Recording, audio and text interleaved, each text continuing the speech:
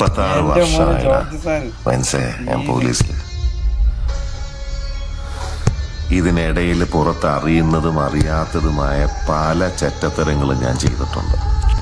പക്ഷെ അതിനൊന്നും എനിക്ക് ഒരു റിഗ്രറ്റും ഇല്ലടാ.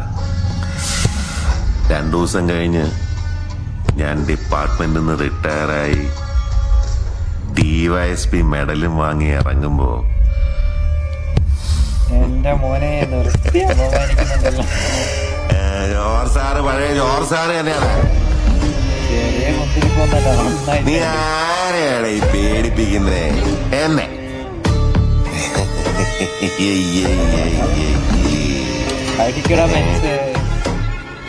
നിന്നെ കാണാൻ ജോർജ് സാർ ഇവിടെ വന്നിട്ടുണ്ട്.